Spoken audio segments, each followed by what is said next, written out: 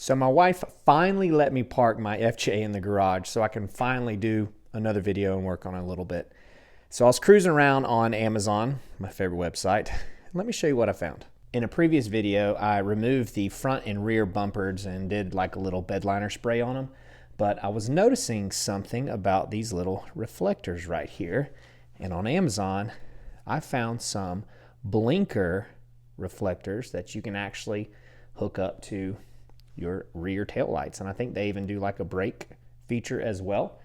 These are just little plastic reflectors that can just pop right off. So today we're going to install these to replace the old reflectors because we can.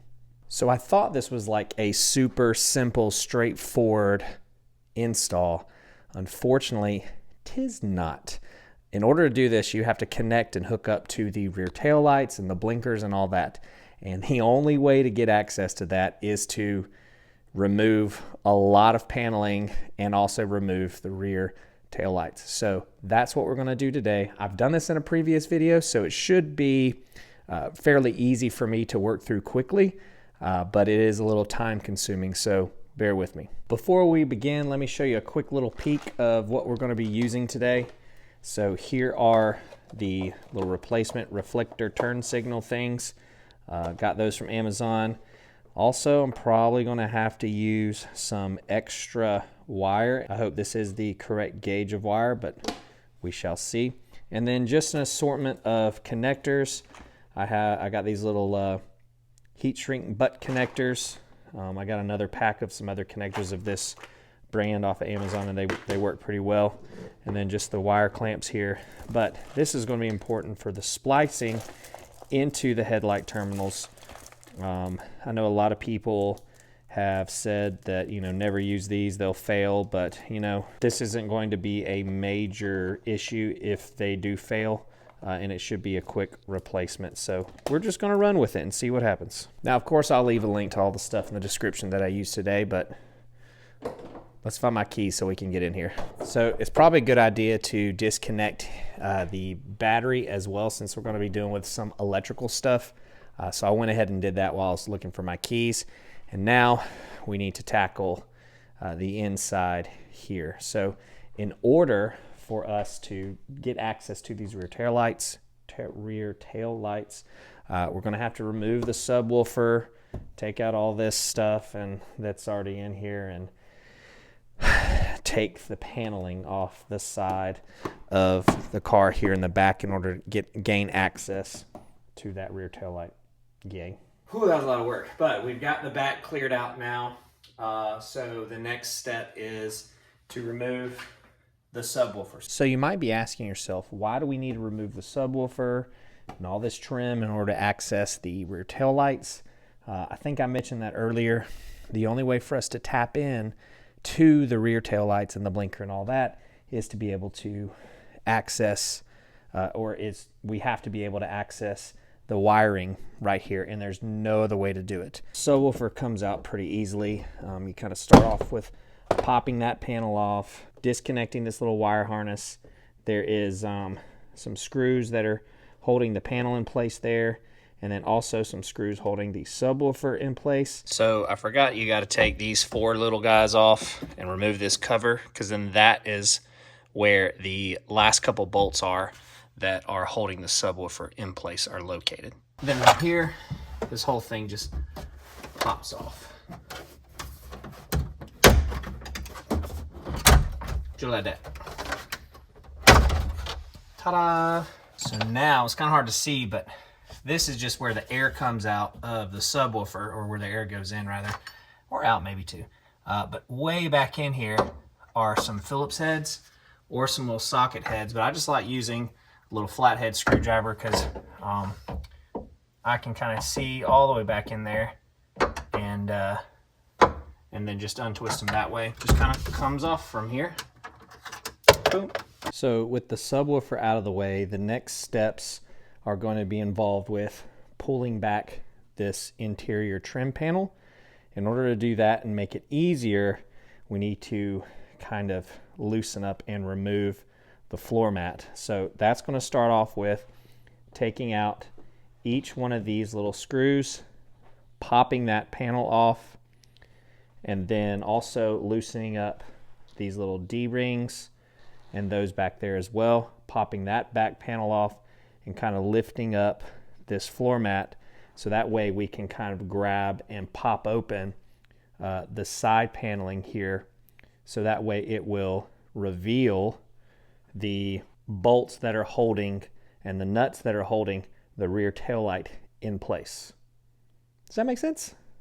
All right, now from here, there are screws that are holding the trim pieces down. So when we start to kind of pop this off, these little guys will hold it in place, and after we remove them, it'll be a lot easier to, obviously, to pull it out.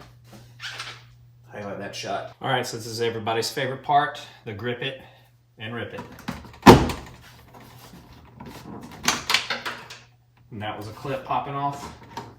Hopefully I can find that.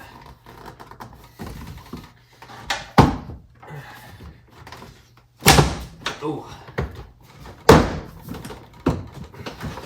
And there's a cord too. Let me show you this. Forgot about this. Don't just grip and rip yet. Peel back and then remove the little cord connector, little harness that's connecting our power to here. I almost boo-booed that, but there's our trim clip. We'll figure out where that goes later. Okay, so here's the most tedious and probably the most difficult spot here.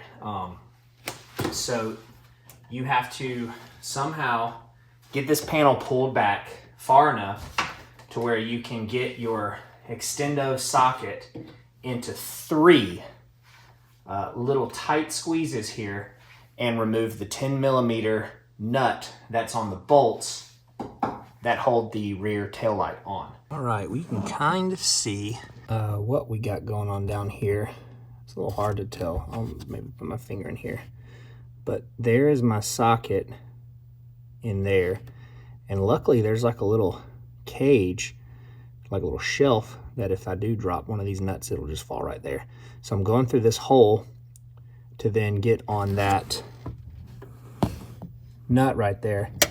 And I've already started loosening it up. So let me finish real quick. And boom, there's the first one. So 2 more to go. All right, there they are. All 3. We're able to get the passenger side nuts off of the rear taillight. And so now what we're gonna do is just grab this carefully and remove it. And I'm gonna go ahead and set up a spot so that way I can just lay it down on this little table. That way I have some working room right here. Oh, careful. I was right, there's just 3 nuts and bolts. But there was a clip and I just pulled and yanked real hard and was able to dislodge it. So let's check out what we got going on here. Here are the 1, 2, and then 3 little bolts. So what we're gonna do now is we're gonna disconnect the wiring harness. But first we're gonna pay attention to what we're disconnecting. So we need to know where the reverse light is, we need to know where the blinker light is, and we need to know where the brake light is. All right, so we popped off the harnesses and I went ahead and labeled with some little blue painter's tape on which wiring harness is which. So this is for the brake. This is the reverse, and I couldn't figure out how to get this clip off here for the harness. So we just left the LED dangling there. And then this one down here is for the blinker. So now that we got the passenger rear taillight removed and also labeled, let's go ahead and take care of the driver's side. It's the same process. You're gonna need to pull out all this trim, and we gotta take off these little attachment points for like bungees, and then the same kind of thing, just pop it out and removing the taillight from the other side with those same little screws. So I'm gonna go ahead and do a little movie magic and get that taken care of. All right, driver's side taken care of. Now, I wish I could say that the hard part is over, but it has only just begun.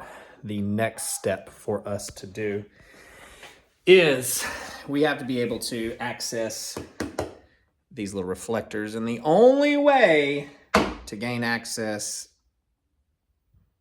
is to remove the bumper. So let me show you how to do that. So luckily for you, I have done this before.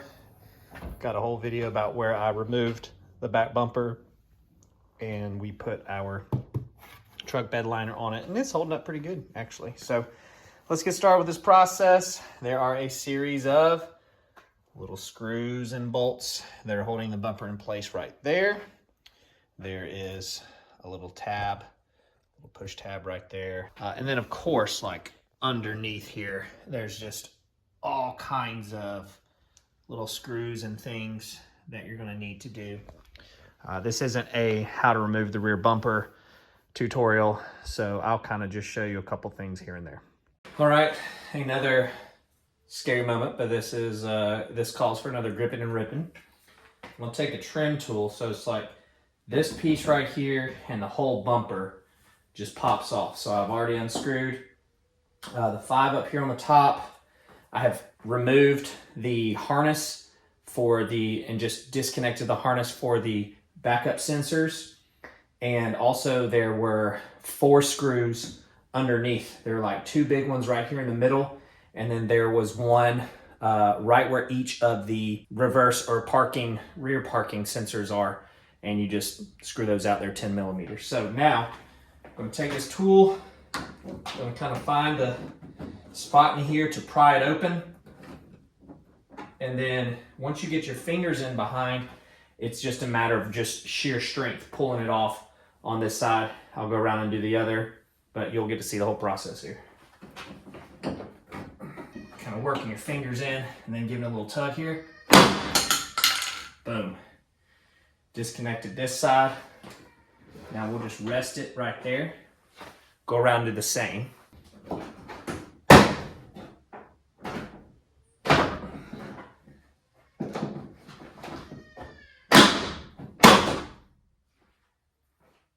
right. Now I'll just carefully, I hear my child crying inside, that's great. So now I'll carefully just remove this. And just lay it down like that. So here we have the driver side taillight wiring harness bundle. Now I have disconnected my trailer setup just so that way we can kind of see what we're working with. So I have that just kind of tucked out of the way. So here are the 3 cords and the wires, and we're going to talk about like what each one is and colors and all that kind of stuff. So the gray one right here, this is the blinker. The white one is the brake. And then this one that still has the, still's got the LED in here, because when I took it out of the harness, I couldn't quite get that, but it's pretty easy just to kind of pull, so, but I just left it in there. Anyway, this is the reverse, okay? These 2 are pretty straightforward, the blinker and the reverse. There is a power wire, and then there's a ground. So for all 3 of these, the ground is going to be a white with a black stripe on it, and then the power wire going to the different device is going to be some sort of colored wire. So for the blinker, for the driver side here, the white and black is the ground. The blue with a white stripe on it is the power. For the reverse, the white and black stripe you can see there is the ground. And then the red with the yellow stripe is the power for the reverse. Now, the brake is a little bit different. The brake has 3 wires that are going into it. The white and black is the ground, and then now we have this green, solid green, and we have a green with yellow. Now, one of these is going to be the running light, I believe, and then the other is going to be the actual brake light. So in order for us to check which one is which, I'm going to use a voltmeter and just kind of check the different little things here and see what lights up. All right, so after a quick little voltmeter check, we have some confirmations on some things. So what I did is I went ahead and drew up a couple different diagrams. The turn signal one is pretty self-explanatory. There's only 2 wires So one is ground, and then the colored wire is going to be the power. Now there is a difference. So on the passenger side, the wire is pink wire, and I think it does have like some silver stripes on it and stuff. And then the white and black obviously is the ground. But then on the driver's side, this pink wire, the power wire, is actually a blue with a white striped line. So that's the one difference. Now on the brake wire, we have the white and black that's all the way over here in the far left position. And then we have the green and then the green yellow. And I just did my voltmeter check. The solid green is going to be the running light, and the green and yellow is the actual brake light. So this is going to be helpful for us when we're splicing into the brake and also into the turn signal. And I'm probably not going to splice into the grounds into these harnesses. I'll find just a common ground, a little screw on an unpainted portion of the car. That way we don't have a lot of little splicing things going on. So now that we know which wires we're going to splice into and which one's power and ground and all that kind of stuff, we got to do a little bit of prepping before we just get in there and do things. So I got a couple of little wire things out because we're going to need to do some butt connectors, going to need to attach some splicing. But the first thing that I want to do before I even get into all that is I want to go ahead and actually run the wire and have it kind of prepped and staged, because I don't want to have these fat connectors on the end when I'm trying to fish the line or fish the wire through the different little grommets and through the body. So I've got my handy dandy clothes hanger that we're going to use, and we're going to go inside the car and then attach the wire to the clothes hanger and then just kind of finagle it through the body and hopefully have it doing a little dangle out the bottom side. So there are two locations for threading wires through, and it's identical on both sides. So you can kind of see there's a little grommet right here. It's a little dark, that's okay. But there are a couple wires that are already going through on this side, and this is the this is the passenger side. And then over here, identical setup for the passenger, geez Louise, the driver side, right underneath the jack. There's the grommet there, and all I have to do is just pinch or poke a hole through that little rubber grommet and feed my wire through there. All right, so here's our new little workspace. We've got the driver side wire threaded through, and this portion right here is going to be what is spliced into that tail light. We got the passenger side threaded through as well, and this portion is going to be what's spliced into that tail light. All right, so here's our bumper just kind of laying on the ground over here, and I have it oriented so this is the driver side, this is passenger side. Now, in order to gain access to be able to remove this, we actually, got cords dangling, we actually need to flip it over and look on the underside. So this little reflector is held in by a little nut and a bolt there, but it's just this little screw that's holding it into place. And it's the same setup over here on the passenger side, and I got a little ratchet wrench here, and these are 10 millimeter, so it's really quick. Just unscrew them, and then as you unscrew it,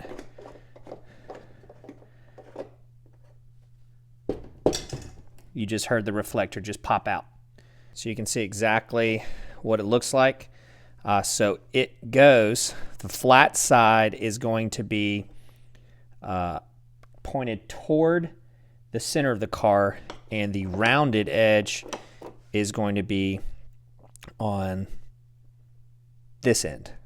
So I actually decided to drill a hole for the wires, and let me show you why. When this sits down in here now, it will sit flush, whereas before the wires were getting bent, and I don't want to crinkle them or kink them. So I'm going to add a little bit of electrical tape around that exposed portion right there, and then when these things are settled and nestled in, it'll be nice and flush. All right, we got them attached, wired in, looking nice and flush. Those look pretty good. Now we need to start adding some butt connectors, because we are going to need to connect the extended pieces of wire to the new little blinker wires. Now, I don't know if I mentioned this earlier, I probably did. Why all the extension stuff? Because, well, these wires, I just wasn't confident that it would make it down from here and all the way up stinking here. So shout out to the company. If you want to make these like twice as long, it probably would work out for the better. So we are all but connected up. This one kind of looks like trash. Heat shrinked on there, and then this one as well. Looks a little bit better. So what we're going to do now is we're going to bring it inside here, and we are going to get these cords connected and prepped for the splicing. So the splicing kit that I have is a pretty standard one. They come with the actual splicing of the cord that's going to crimp around the wire that you need to tap into, and then there's going to be a little connector that makes it easy to kind of like connect to the splicing mechanism. So what I'm going to do is I'm going to, for 3 of the 4 wires, I'm going to connect the proper gauge connector to, and then for the other wire, which will be the ground, I'm just going to use a normal little fork terminal connector for that and just find some random screw to ground to. All right, so we peeled back the sheathing a little bit because I know I'm going to need a little extra room for the ground. So I just peeled it back, and then I think I'll be able to tuck in the rest of the wires back into the sheathing, but we'll see. If not, I can just tape it up. But here is what we have. We have the 3 connectors, heat shrinked, except for the one that I had to tape because I forgot to put heat shrink on before I cramped on the connector. But these little guys are going to connect to the red splicers, and I've already gone ahead and done this side as well as this side. So now we're going to take these little splices and we're going to find the correct wires to tap into, and we're going to refer back to our wire diagram and show you exactly where they go. All right, we got our splice connectors nice and secured, and simply what you just do is you just kind of clamp it around and you squeeze it with some pliers until it clips, or excuse me, until it clicks, and that clicking noise is where this clip attaches to this little latch, and then you can kind of check down in there to make sure it's in the metal little channel and it hasn't like been cut. So again, reminder, the yellow wire is going to connect to the turn signal, which is pink, just like that. And then the green wire, but now it's white with our extender, is going to connect to the daytime or the driving light, which is going to be our middle one, which is the solid green. So the white will go green. Just like that, the white is going to the solid green. And now the last one here is the red wire is going to go to the brake wire, which is going to be our green and yellow brake one. There we have our red wire coming from the little new blinkers to the yellow and green. So this theoretically is almost all ready and set to go. It looks terrible. We'll tidy it all up later. But I'm going to connect the ground on the inside, and I'll show you which bolt that is, and then we'll test it. All right, we have our ground connected right there on that little ground. I'm assuming that's ground. It's got a bunch of white and black wires going to it.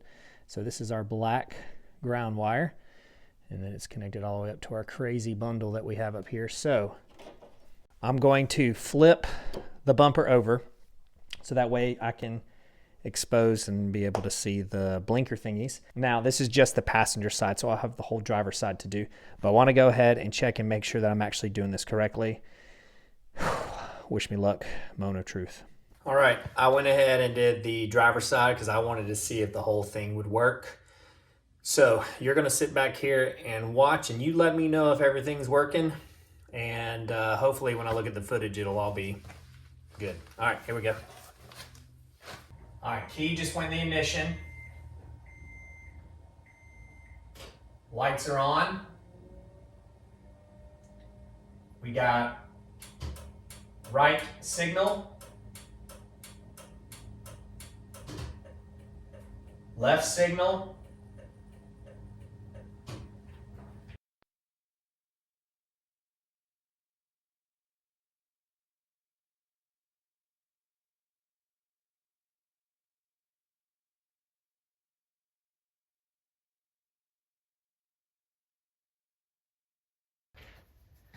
all right. How do we do? It worked. I just checked the footage. Looks great. It looks really cool, actually.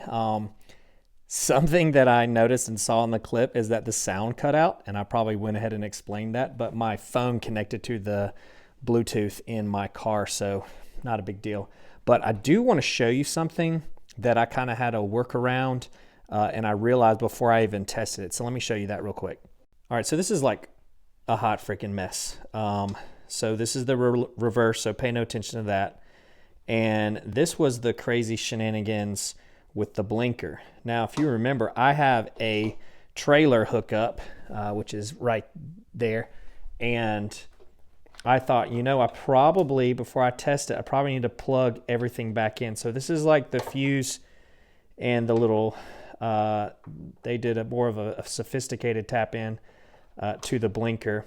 But there is our splice right there. So I just went ahead and said, you know what, I'm going to go ahead and plug everything back up like it's supposed to go, like it's going to go.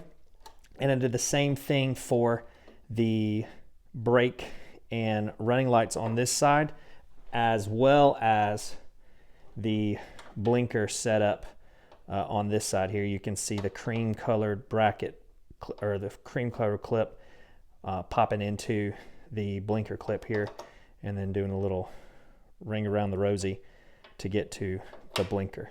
Okay, so now it's time to tidy all this junk back up, get the lights back in, the headlamps, and then everything back up. So the next time you see all of this will be in its full glory and everything's going to be buttoned up.